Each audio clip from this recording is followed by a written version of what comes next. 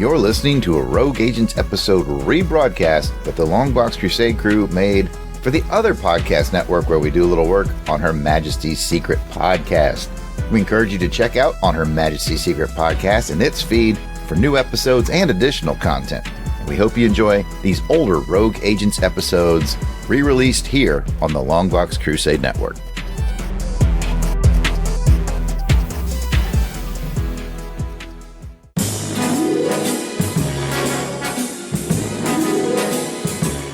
This is Bob Q, artist of James Bond Origin, and you're listening to On Her Majesty's Secret Podcast.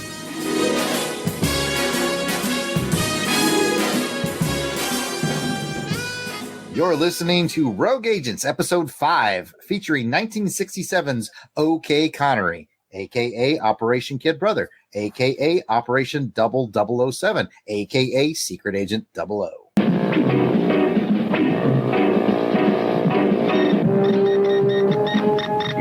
Connery is too much.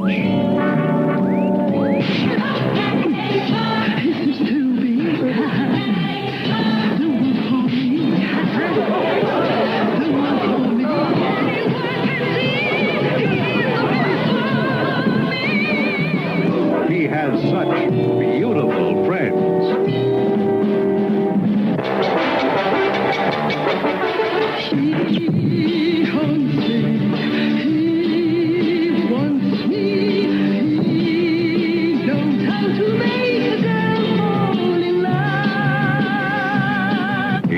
Such beautiful enemies.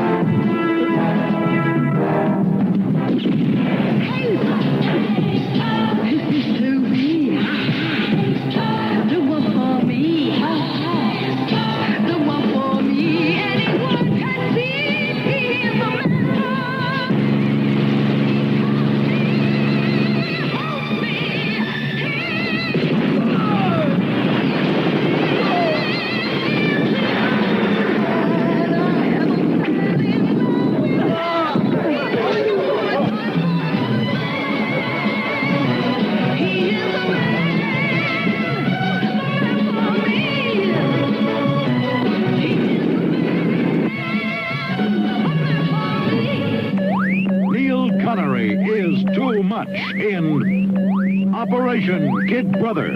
Operation Kid Brother is too much for one mother.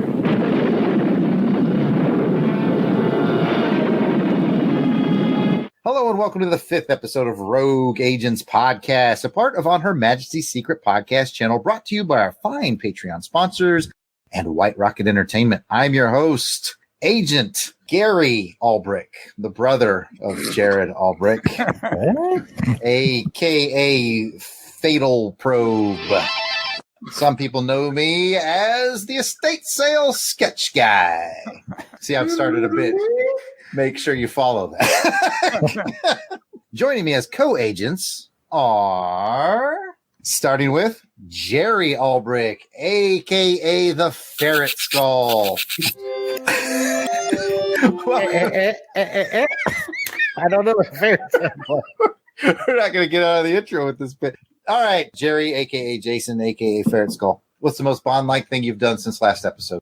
Actually occurred today, and I apologize. I'm sorry I'm a little bit late because I had an archery tournament. But I couldn't find my kilt, man, and it was hard to pick out which kilt to wear during my archery tournament. So I was running a little bit late, so I'm sorry about that. No problem. I hope it all went well for you. Oh, it did. It did. I'm ready to run an assault with me and my homies on a bad guy base. All right. Also joining us is Agent Delvin Williams, a.k.a. the very opaque web.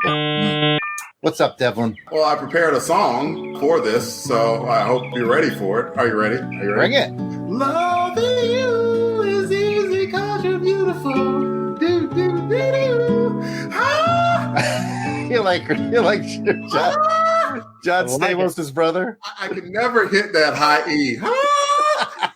We need the dame. If you're still tuned into the show. Why? Agent Pat is off on a secret mission. I'm sorry, Agent Paul is off on a secret mission tonight. So he's been replaced with our friend and fellow agent from the On Her Majesty Secret Podcast Network. We have Jimmy Not Bond Porter joining us. Welcome, Alan, a.k.a. Jimmy Not Bond Porter. Welcome back to Rogue Agents. You've been here before.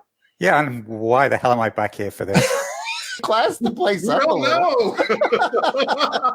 What did I... podcast twice. Oh, what Alan doesn't know is the texts that go off of like, okay, I just talked to Alan and he's going to fill in for Pat, and people, both Jason and Jimmy and Devlin are like, really? Yeah, he's coming back. Well, what's the most Bond-like thing you've done since your last recording? Taking a few hypnosis lessons, Ooh. As a sideline to the plastic surgery. Right? Do you also lip read? Of course. Who doesn't? Well, with those three skills coupled with Jason's archery prowess, I don't know how we can miss. We are a deadly team. In case you haven't figured it out yet, folks, this episode, of course, I mentioned, is our 5th episode of our ongoing series on this channel called MI6 Rogue Agents, where we traverse the 007 universe. That could be books. That could mean music. That could mean music books if things like that existed. I made that joke up just now. It could mean video games. Essentially any medium that connects the Bond franchise that we love so much here at On Her Majesty's Secret Podcast. So let's get to our rogue subject for this episode. We are covering 1967's OK Connery, a.k.a. Operation Kid Brother, a.k.a. Operation 0007, a.k.a. Secret Agent 00. It's been released under all of those titles.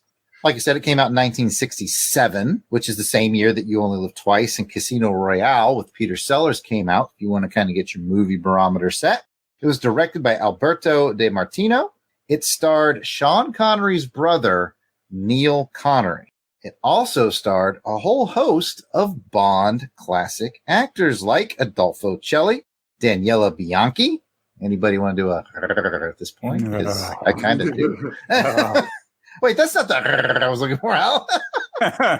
We need a sexy growl. You can't expect high quality on this show. Lois Maxwell, Bernard Lee, and Anthony Dawson are all part of this film. But you know what? If you've never seen it before, we're about to spoil the heck out of it. There's your warning. Jason, we're going to need a plot description. Are you prepared for this?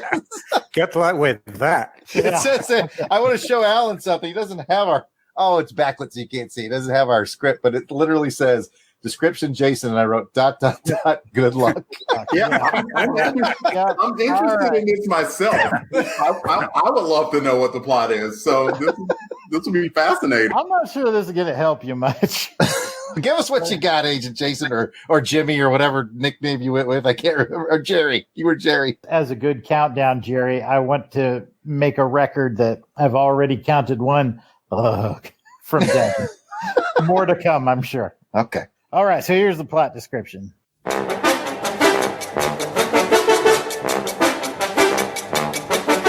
He thrills me, he kills me, So, in some families, there's this older, wiser, more talented, more handsome brother. Let's see where this is going already. And then there's a younger brother, with less talent, but he's afforded an opportunity at success by riding the coattails of said more successful sibling. I know of a situation just like that. Mm-hmm. You got it, Delvin. Yep. Well, Delvin, this is a story about that. Okay. This is a pack of bullshit.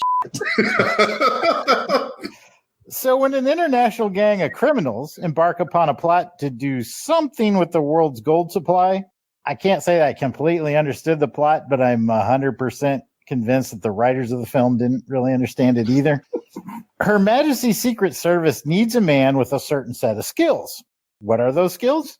Well, they include hypnosis, plastic surgery, lip reading, and archery. And fortunately for them, the brother of their most famous agent fits the bill. So what transpires next includes a ridiculously easy hijacking of a military convoy by a gang of tripping balls women, a deadly secret buried deep in the mind of a beautiful Japanese woman for some reason that I couldn't quite discern, Lois Maxwell laying waste to a bevy of bad guys with a machine gun, which was actually pretty cool, Daniela Bianchi looking as beautiful as ever. That's always a plus. So there you go.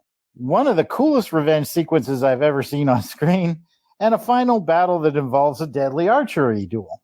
When all is said and done, OK Connery kind of left me liking some of it, not understanding most of it, and thinking, well, that's what happens when the clearly superior older brother allows his younger sibling to explore his talents. Speaking of which, back to you, Jarrod.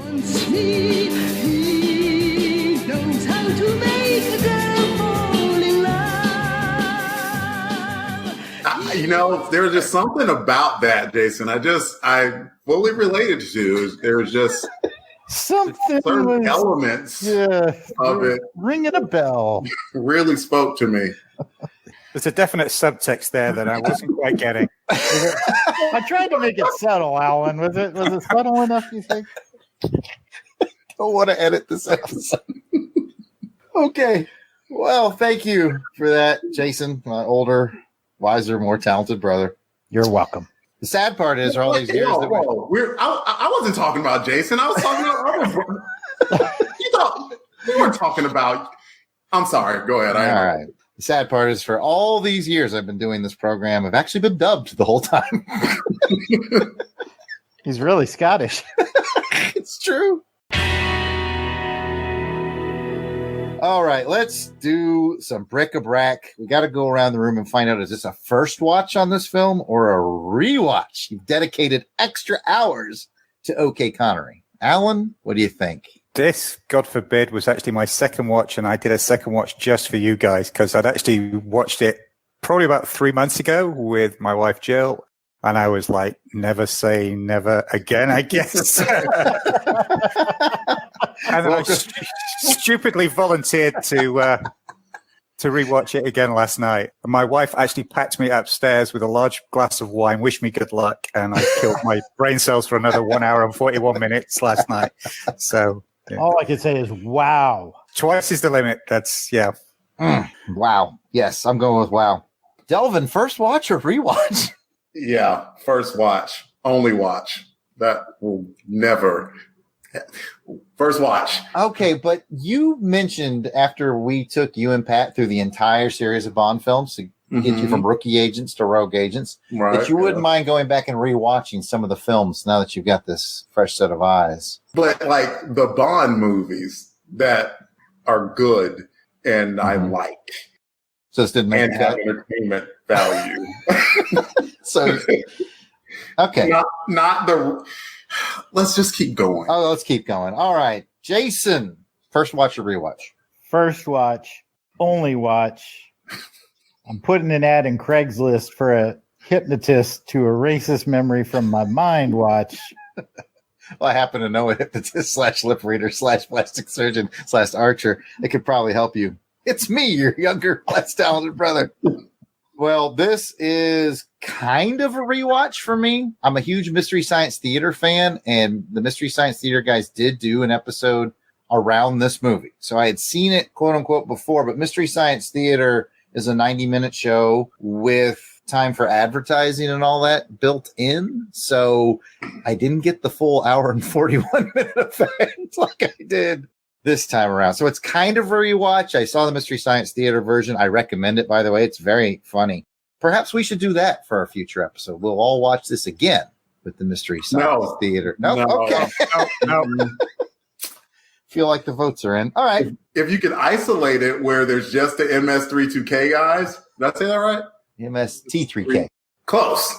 Those guys, just the track without the movie, yes. Wow, you don't even want the reference track. I'll listen to them. I don't want to watch the movie again, is what I'm saying. All right. Everybody calm down. Let's get into our highs and lows rounds. And as always, we're going to be gracious hosts. So we're going to let our guest, Alan Porter, kick us off in the first round of highs and lows. Are you going to go with a high or are you going to go with a low on round one, Alan? I'm going to go with a high, which is Lois Maxwell kicking ass with a machine gun. Yes. Yeah. Ding, ding, ding, ding, ding. That's the winner. She right get there. more to do in this movie than all the Bond movies combined. I mean, what's the total on-screen time in the Bond movies? Like 11 minutes over however many movies. She actually got a role in this, and she was out there kicking ass with a machine gun, which was pretty cool to see. So, yeah. Yes, it was. Yeah, that was one of my highs. Definitely. I agreed. I think everybody gave that a here. Yes. That will lead into a bit of trivia I found out about this film. Lois Maxwell and Bernard Lee both got paid more to be in this film than they ever got paid to be in a Bond film. That's where the budget went. Exactly. No, seriously. Yep. They basically threw a ton of money to get the Bond cast in this. And then they just ran with it. So, yeah, I can't fight that at all. I'm in complete agreement with Alan. The Lois Maxwell was awesome. Great start to the high slows round. And she looked at least as believable as Roger Moore firing those machine guns. Yeah, just as much. Yeah. Agent Delvin, high or low for first round, sir? I can't wait to hear what's coming out of your mouth. Here comes the second ugh. If Alan can give a high, I can give a high, right? Okay. I mean, it's only fair. Mm-hmm. So if I'm to give a high, it would be that Neil Connery isn't that bad of an action hero for what it's worth. I mean, he looked long, he looked athletic. I mean, he could throw hands pretty good. So I'll give him that much. The action scenes in the movie were not bad. I concur. I don't think Neil Connery is bad. I think he's, a little wooden. Whoa, easy. He is bad. Because he's not a bad action. Okay. I don't think he's that bad with everything else. He did a little stiff first movie, but I don't think he was awful. There was much more distracting things in that movie than his performance to me. But it seems we've got a subtopic here, so let's let the others weigh in. Alan, Neil's performance, what do you think? There's a kids show we used to watch when I was young, which was a puppet show called The Wooden Tops. He would have been perfect as a member of the Wooden Tops. Is this a real thing, or are you gaslighting me again? No, I'm not gaslighting you. It is a real thing. It does this to me a lot. That is a real British show. You can search it. You can probably find it on YouTube. Yeah, it was very wooden. It's difficult because of the amount of dubbing on it as to how good his performance was. But yeah, very stiff, very wooden. Didn't emote at all. I was actually just looking. This was his first movie. Surprise, surprise. And he did another 12 acting roles after this one. How? Did you see that last name? That'll get you some mileage, son. Yeah. Most of which, if you look at them, are great roles like Jimmy, prison officer, the father, detective, Spanish officer, country police constable. So really high quality roles. But in 1984, he did something called Mission 3, Our Man from Bond Street, where he played Mr. Bond. So he obviously still was playing that out as 1983, yeah. But how the hell he got anything else after this is beyond me. I mean, he looked like that younger brother dropped into the middle of something that the older brother does, and he hadn't got a clue. I mean, compare George Lazenby being dropped into the role to Neil Connery, yeah. Well, they dubbed him too. Yeah, I know, but he knew how to act. Even if he wasn't an actor, Neil Connery was, yeah, just... But the casting director was like, hey, I got you Connery. Yeah.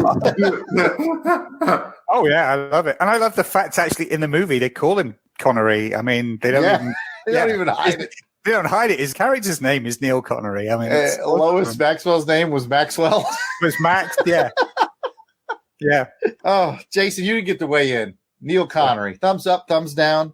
Well, in full disclosure, you and I watched some YouTube videos that commented on this film, and most of them rode poor Neil pretty hard on his performance, and I thought some of it was unfair. I agree with Delvin.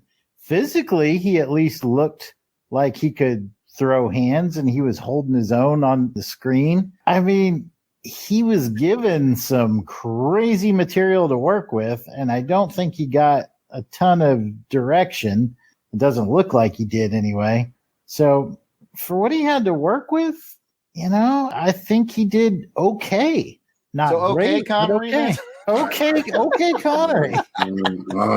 So the Alberich brothers are going to be a little kinder. Okay, interesting sub chat. Just going to interject here. That's 2, Delvin. He did drop a second just then. Jason, you're high or low, sir? Well, I mentioned it before in the plot summary. I got to give it up for that revenge sequence involving the statue with the firing sword. Boy, they played that out. They had the 2 bad guys bidding on that statue, and Adolfo Celli's character really wanted it and lost it out to the other guy. other guys lorded over him the whole movie. And then at the end of the day, hoisted on his own petard, impaled by the fired sword from that statue. That was just masterful. That was my favorite part of the movie. Woke up for that part, if I remember. I did. I was like, oh, did you just see what he just did? Holy cow, son. Oh, man. That was awesome. So I'll give it up for that revenge sequence involving the statue. Boy, they played that out over the course of the film, and it paid off. That was about the only single plot thread that actually had a resolution in this movie. Oh, I know.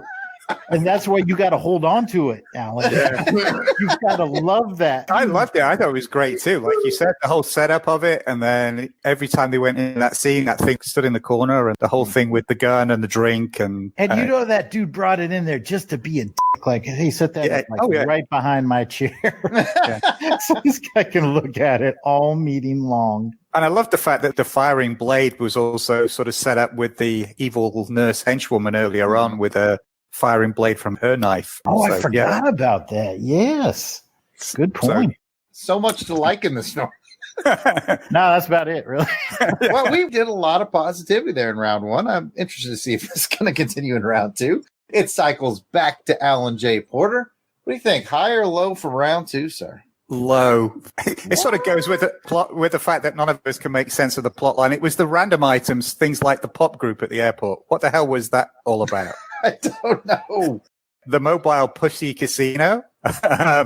The girls, after they stole the atomic whatever it was and were dressed up as can-can girls in the middle of a field for some reason to stop guys, and then they all got changed into the pussycat outfits and made up the army truck into a casino, and then just drove off into the distance, and the casino was never mentioned again. You never saw them again. It was just odd, weird, random stuff. It was almost like we've got to make a reference to something in all the Bond movies and we'll just throw it in there. There was all these, if you really want to sit and study it, there are so many references in it to the Bond movies, some of which are actually surprisingly subtle, and others which are anything but subtle. So they were definitely trying to cash in on Pussy Galore's Flying Circus at that point. Oh, yeah, they were, yeah. And the whole casino, because they didn't have a casino scene, really, did they? I mean, they talked about playing Baccarat, but you never saw it, which, considering they actually set the first part of the movie in Monte Carlo, you thought they could have got a casino scene in there somewhere. But, yeah, it was just a lot of the randomness in the so-called plot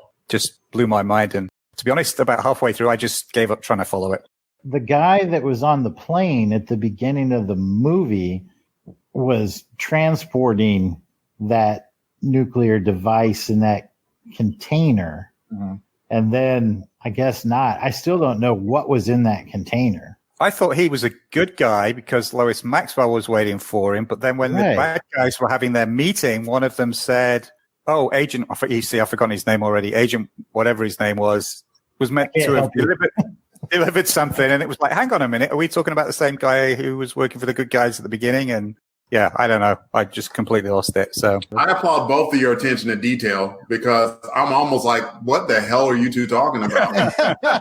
Well, I was really trying to follow it. I was trying to follow the plot, and I thought it was crazy too because it's like, what are they robbing from this convoy? Because surely the military's not transporting a nuclear device guarded by like 5 guys in a Jeep.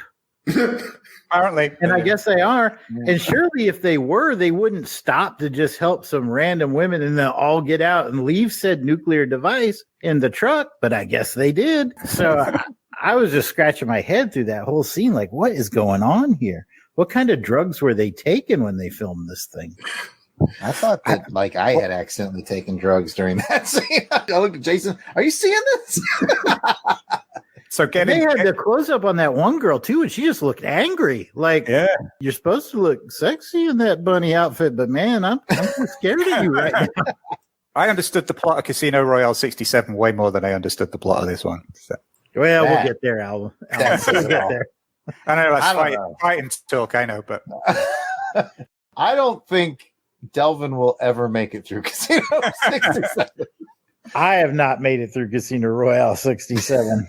So I'll tell you this much. I wouldn't have made it through this movie if Miranda weren't watching it with me because I don't know what it is. I don't know whether my bad movie meter had already started kicking off but about 2 minutes in, I was already spacing out and having to ask Miranda what's going on. And she was at least able to keep up with it somewhat. And that kept me watching the movie. So Can you bring her in here? Maybe she could explain it. Around? Well, she told me later she was trying to explain to her sister and one of her best friends about the plot of the movie. And I was just like, did you use the poop emoji? You just save yourself time. Oh, my goodness. Well, guess what? That brings us to Delvin in our second round of highs or lows. I have a funny feeling there's a low heading our way. I was interested to see what it is. So, yeah, you heard of the movie Office Space, right? Mm-hmm, that's right. That's right. Mhm. And at the start of the movie, while the main action is going on, you got the receptionist in the background saying, corporate accounts payable, Nina speaking, just a moment. Corporate accounts payable, Nina speaking, just a moment. Corporate accounts payable, Nina speaking, just a moment. Why am I bringing this up? Okay, Connery. Hey, Connery. Shut up. Oh, shut it. I don't ever need to hear that song again. It was terrible to begin with, and they kept repeating it over and over. It's like, can I get rid of my ears before the... Oh. I kind of liked, not that song, but I kind of like that song they play for Adolfo Celli whenever he would do anything. You know, you know what? I'll put the song in here, right here, for our listeners. Yeah. I liked it, but man, they used it for like everything. It was like Adolfo Celli puts on his slippers. Adolfo Celli has a snack. And what blew my mind is this is a Morricone score, the same guy who did The Good, the Bad, and the Ugly, you know? It's... Alan got me. It was in my fun facts. I was going to bring it later. But Yeah, yeah, share the script with the guest, Jared. yeah, that's the downside.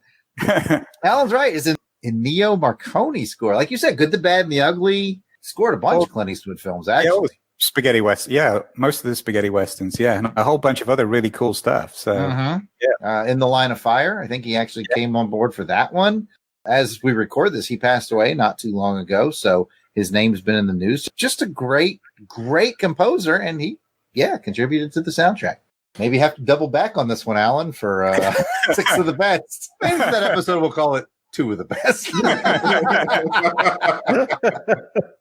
or one of the best, I think. Well, maybe one of them. And we can just play Delvin's favorite song. Okay. I'm going to skip that episode. All right, Jason, round 2, high, low. What do you think? Well, after panning this film, I feel like I should give it at least one low since I let out with a high, but I'm going to give it another high. Woo. I think Adolfo Celli was actually kind of baller in this movie. That's right. We open up with him, right? And he's got a half-naked woman giving him a massage while he's watching a half-naked woman dance on film on the back of another half-naked woman. Yeah. This guy says not a word through this whole thing.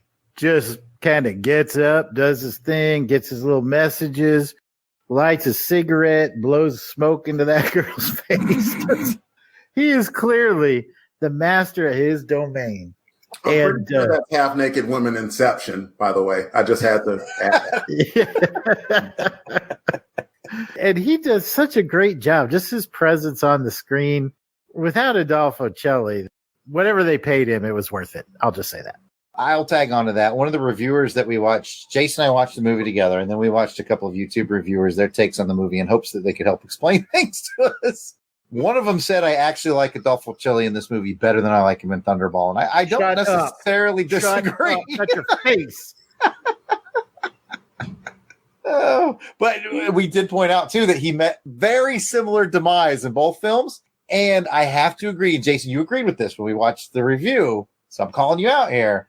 They said they actually liked the final duel fight between Neil and Adolfo more than the Sean Adolfo fight in Thunderball because it had all that sort of sped up weird editing done in Thunderball. And this one felt more natural and had a tense ending to it. And I would agree with that. Thoughts, anyone? Death by spear gun, death by arrow. Yeah, I mean, the thing that got me with the arrow versus spear gun fight at the end was, they're trying to do Thunderball, but on dry land. So,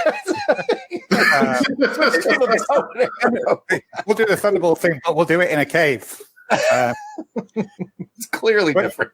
clearly different. And at least again, I guess it was a bit of a payoff for the archery thing because, the first time I watched it, when the random archery competition popped up, I'm like, what the hell is this going on? And again, that actually did play out at the end. So it was probably the second plot line that actually did play out. But the duel aspect of it, I thought was quite good. Obviously, it was just all very corny, and I loved Adolfo Celli's red leather uniform. I thought that was very stylish. He and his henchmen decided they had to change into just for the final scene. I thought that was... Was it a thriller killer night going on? Yeah. That's see where Michael Jackson got the inspiration for his... Yeah. I was looking for a beast with 40 eyes, definitely. Yeah. That whole sequence was so Austin Powers. Again, you can see where Austin Powers... Well, they really stretched, too, to make the archery scene there at the end, like, to figure, how can we write this in here? It's like, oh, this electromagnetic pulse thing disabled all firearms. It's like, that's not how that works, but, but okay. I tell you what, when they did the EMP thing, though, what was the first thing you thought, Alan? What'd you think?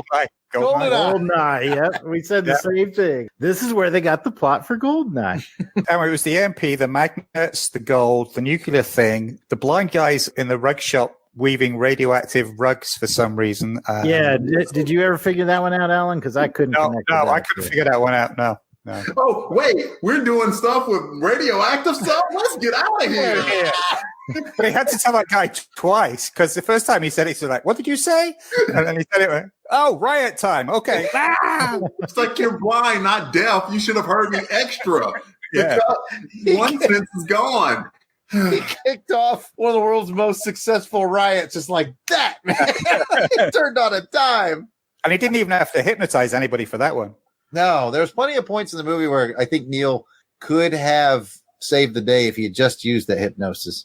And I like how at the beginning he had to steeple his fingers and do the look and then get him to do stuff. Then by the end, he could just kind of like move his eye a little bit and the guy would do what he wanted to do. I did like how he hypnotized that big thug to do his dirty work for him. The guy on the table? Yeah. Yeah, I was just about to say that. That part was awesome.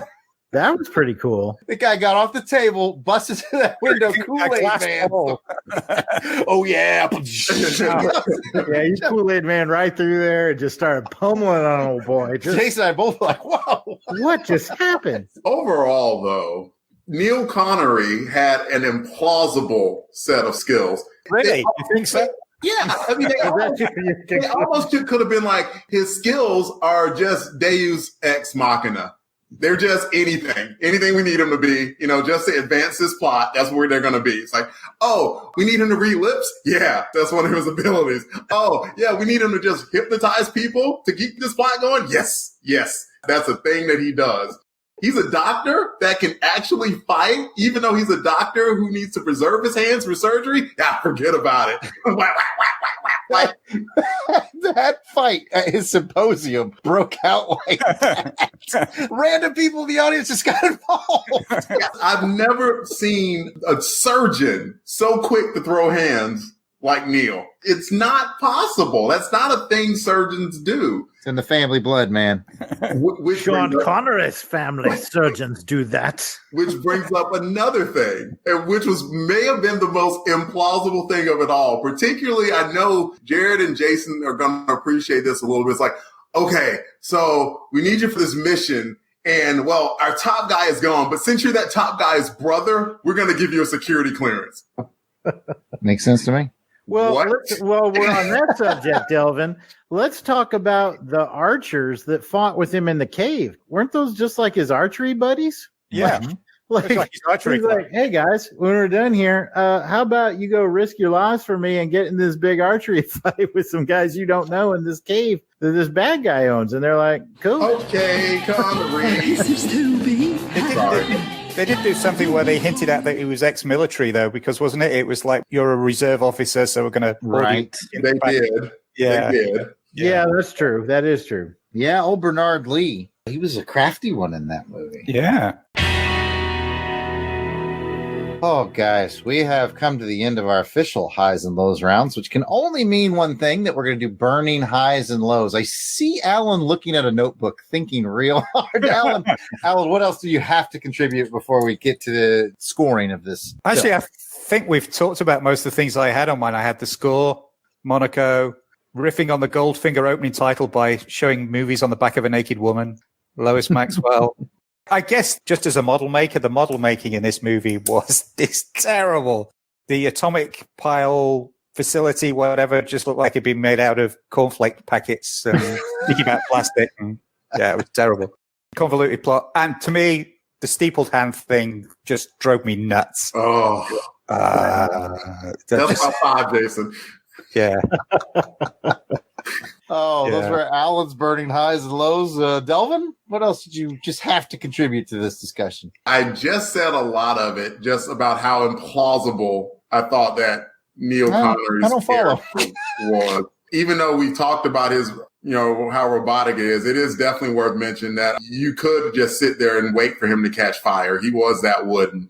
There was just something about his whole thing that was just, I don't know. I would love to know, and I hope maybe in your highs and lows, you can tell me why they thought it was a good idea to make this movie, because there are just some things that were just, particularly having gone through the Bond franchise. And for me, the worst movie was A View to a Kill for me. And even then, that was a movie where I'm like, okay, I was entertained. I just didn't like it as much. This movie had the sin of just being boring and all over the place. That's the biggest thing to me. It's like, you can be terrible. I've seen crappy movies, but at least be entertaining. So I would love to know. I hope you have some fun fact about why they even decided to make this in the first place. And maybe that'll give me some perspective that I don't have. I don't have a fun fact for it, but I can tell you why. Sure. The answer, sir, is 1967. James Bond was such a worldwide phenomenon that this is just tip of the iceberg of the spy films that spun out of this genre, man. The Flint series. Alan, feel free to jump in. I know you know all of the ones that spun out of this. There was a whole slew of spoof movies. Like you said, there's the Derek Flint, the Matt Helm. They were taking things like the Man from U.N.C.L.E. TV shows and pushing them together. They made 8 movies out of the various Man from U.N.C.L.E. TV show episodes. There was the LSS 117, the French version of Bond. Virtually every movie studio was doing some sort of spy thing. And I guess this was trying to do the spaghetti western of spies. And as you said, throwing the money at the Italian Bond. I mean, they had this little core of Italian actors that had been in the Bond movies. Let's just leverage that and why did they make it? Money. See, I thought when you were saying it was 1967 that you were referring to LSD. Well, Column A, little column B. Yeah. Really, it was just the spy craze was so huge. Like Alan said, everybody was trying to cash in. And this one kind of did better than most because of the cast they assembled. And it got a little more notoriety. I mean, most of the ones that we mentioned to you just now, Delvin, you never heard of them. Of course, you probably Heard of the Man from U.N.C.L.E. You probably didn't hear of OK Connery until I told you we were doing it for this episode. Correct. I'll be honest with you. The only way I knew about it was I came to it through Mystery Science Theater, which I know is going to lengthen the show, but I'd kind of be interested. Delvin, you found out about it when you found out we were going to do the show. Mhm. Jason, when did you first become aware of OK Connery or Agent 007 or Kid Brother, whatever you want to call it? When you told me about it, I'd never heard of it until then. All right, Alan. I don't know. It was just like one of those dirty little secrets of the Bond franchise that sort of was there on the outskirts. I think probably around the same time I became aware of Casino Royale 67 and stuff, just that there was these spoof movies sitting out there. And I knew there was one with Connery's brother in it. I think I knew it more as the Operation Kid Brother title. Mm-hmm. But I only sat down and watched it, like I say, 3-4 months ago was the first time I ever actually actively looked for it and sat down and watched it. And God knows why I did that. Yeah, I've known about it for several years, but only really watched it recently. Okay. Well, I think all we got left is Jason's burning highs or lows. What do you have left on this film, Jason? Yeah, my biggest issue is just I really did not understand the plot. I never got what it was the main bad guys were trying to do. I really tried to follow it. I will admit I kind of fell asleep, dozed off in a couple parts in there, but it was just so all over the place as far as the script was concerned. But I will say that as far as Lois Maxwell is concerned, I think she obviously had fun and she looked good on screen and she was doing the action sequences. It looked like she was having a good time doing that. Bernard Lee did his usual Bernard Lee stuff, and it was great to see him every time he was on screen. So there were parts of it that I really liked, but overall, the main thing for me was just I did not understand this meandering plot one bit. Well, with those thoughts, I think there's nothing left to do but get a couple of fun facts done, and then we'll get into our scoring on this film. My fun fact number one, we've kind of alluded to it already. The entire film is dubbed. It was very commonplace in Italian cinema at this time to film a movie and then add all soundtrack elements later.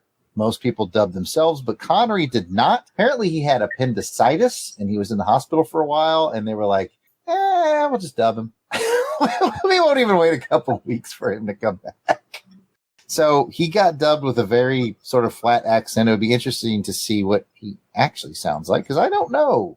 Fun fact number two, Ennio Morricone contributed to the soundtrack. Boo! Unoriginal. Boo! Really? I'd never heard that before. But hey, check out fun fact three. I think you're going to like this one.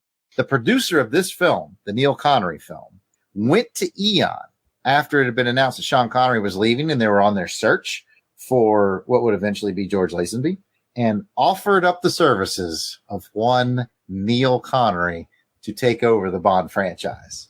Albert passed. I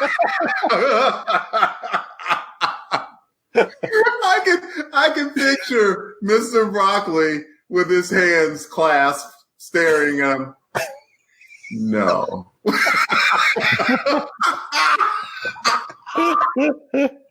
So he was officially put out there to the Eon Productions. They took a pass. I'll tell you what, from what I read, this kind of hearsay, he said, she said, from what I read, this kind of actually ticked off Broccoli. He was kind of a proud man on his franchise and didn't like anyone hedging in, and he did not like that the actors did it. I heard it ticked off Connery too, but he kind of backpedaled that later on. But I think initially Connery and Broccoli were both kind of upset with Lois Maxwell and Bernard Lee for kind of stepping into this low rent version. Well, still they made more money than they did doing Bond films. But I did read that Connery softened on it later and just kind of supported his brother, which, nice thing to do. It's what Jason's been doing for me for a while now. And with that, let's get into the ratings. Hey, hold on. I got one. Go ahead. This is for Delvin. The film soundtrack was never released when the film was originally released in 1967. However, there are two 7-inch 45 RPM singles, including the main title, Delvin, sung by Christie. They were the only original music releases associated with the film. So guess what you're getting for Christmas? You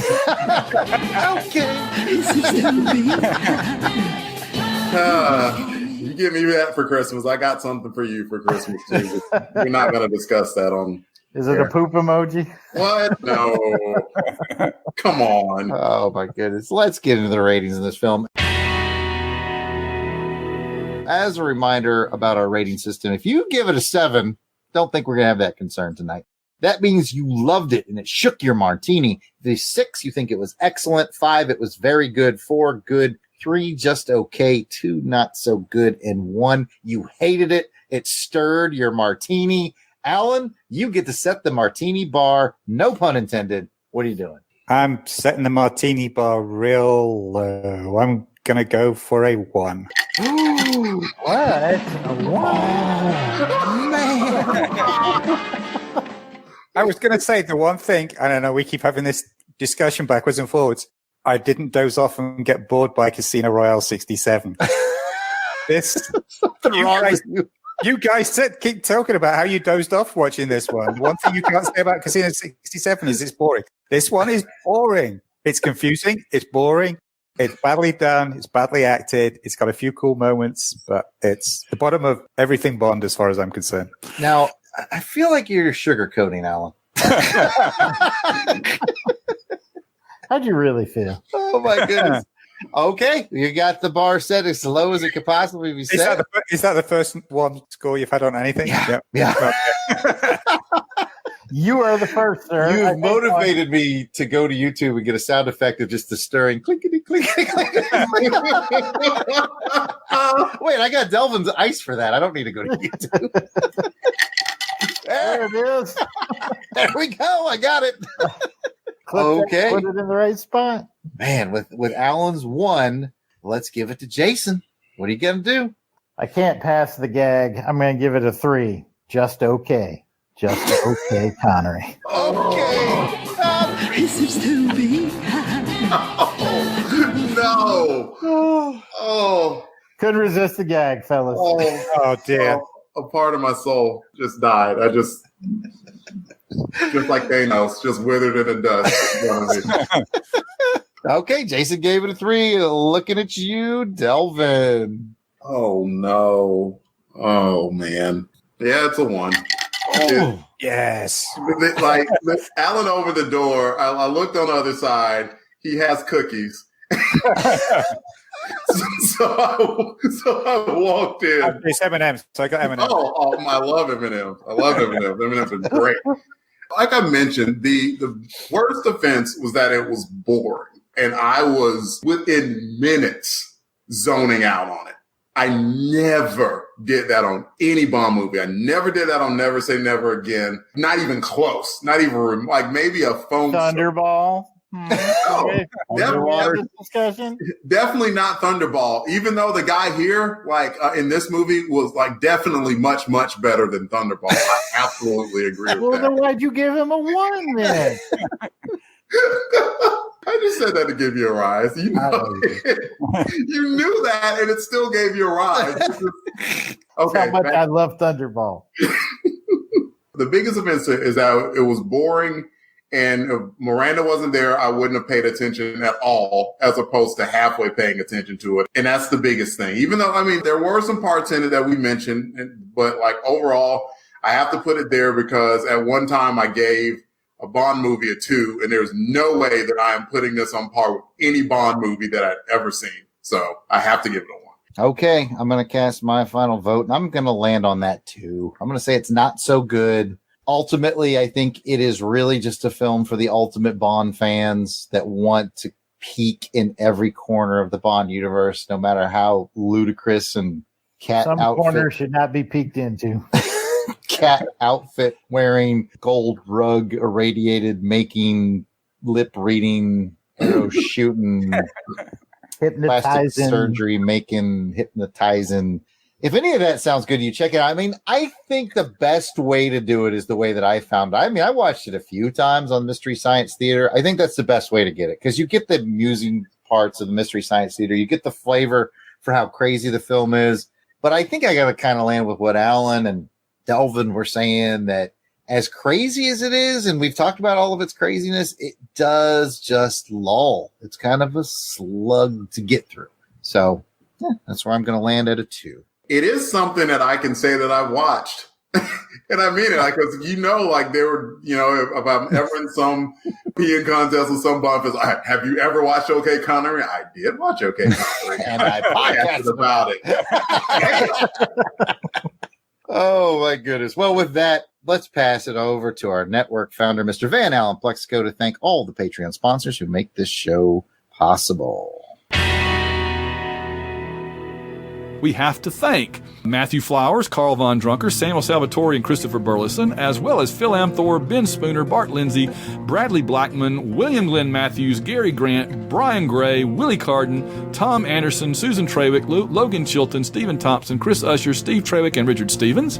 And then, of course, we got William Morgan, Johnny Caldwell, Emmanuel Seaman, W.D.E. Ritchie, Winston Body, Clinton Stewart, and Christopher Stewart. Hey, guys. Nikki B., Phil Davis, Joshua Corbett, John Otsuki, Preston Settle, Daniel Odom, A.U. Falling Up Alchemist, Kevin Smith, Clarence Alford, Will Summerford, David Hegler, Theodore Gary, Reynolds Wolfe, Joel Beckham, Valiant Hermes, Jacob and Robin Fleming, Clay Henson, Ann Kanjian, Catherine England, George Gaston, John McCune, David Evers, Timothy, Steve Harlan, Dan Thompson, Wes Atkinson, and Rich Reimer.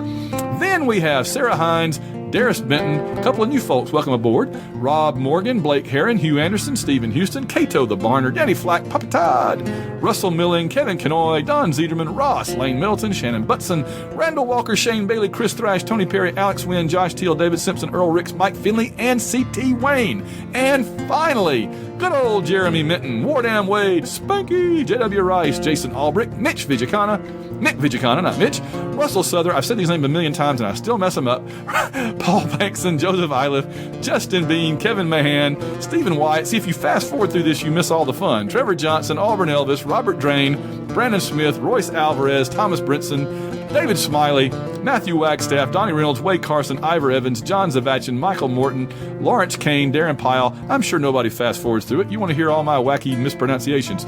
Chris Camo, Ben Amos, Ruth and Darren Sutherland, Patrick Williams, Stephen Schuster, James Taylor, John Stubbs, Kenneth Brent Rains, Nicholas Craig, Joseph A. Miller, Mark Squire, Chris Brant Rumble, our one-time and anonymous donors. And we thank you all. We really appreciate you. We couldn't do it literally without you. Visit www.plexico.net, Plexico.net to become a member and join the fun. And that's the show. As a reminder to our audience, if you like to be a part of the show, you can send us your questions, comments, or trivia challenges to ohmspod@outlook.com or over on our Twitter page @ohmspod. If you like, you can even use the email, as a reminder, that's ohmspod@outlook.com, to send us an audio recording of your question or comment, and we might even play it on the show.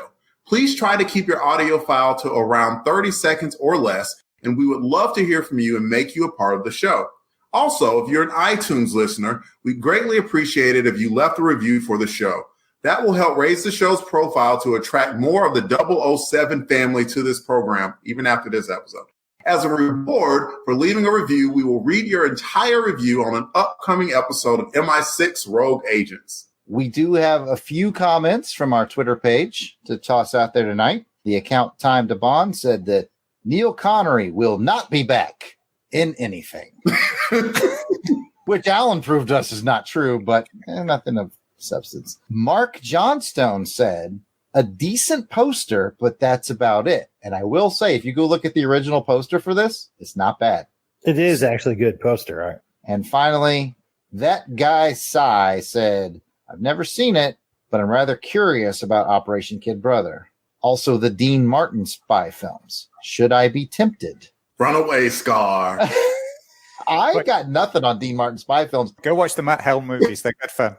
Okay, I guess what we know what our next Rogue Agents is going to be. They're not as good as the James Coburn, Derek Flint movies, but they are good fun. But again, very 60s. Gotcha. Yeah. And finally, Courtney Holland said simply, shh, it's a secret. So it will be on this. Those are our Twitter comments. Thanks for chiming in, everybody. We appreciate you contributing. Back to Delvin. I want to thank Alan for joining us on this episode. Thanks for coming along, Alan. You are clearly a masochist, my friend. Clearly. You guys owe me big for this one, I'll tell you that. Indeed, we do. Before we go, let's find out where the listeners can find us on the internet. Alan, please start. For Bond stuff, you can find me on Twitter @BondLexicon and on Instagram and Tumblr @JamesBondLexicon. Jason. You can find me at Weasel Skull on Twitter or Jason Alberich on Instagram. Jarrod. You can find me on Twitter, Facebook, and Instagram. It's all @Yard Sale Artist, or you can check me out on YouTube. If you search Yard Sale Artist, you'll find me drawing pictures or sharing yard sale finds. Come check it out. Delvin. You can find me on Twitter @DEE_RAY1977.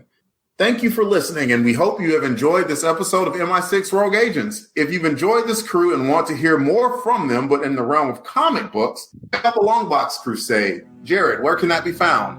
Well, Delvin, I'm glad you asked. Longbox Crusade can be found on pretty much all your finer podcatchers, including Google Play, Apple. It's all out there. Just search Longbox Crusade, or you can go directly to www.longboxcrusade.com. Back to you, Delvin. Thanks, Jarrod, and thank you to the fellas for taking us on yet another dangerous mission. Thanks to the listeners who tuned in. If you'd like to leave a question or a comment on this or any other episodes, feel free to contact the show on Twitter @OHMSPod or email us at ohmspod@outlook.com. We hope to hear from you soon. The next episode of MI6 Rogue Agents will feature Jason's Choice. But on Her Majesty's Secret Podcast, we'll return.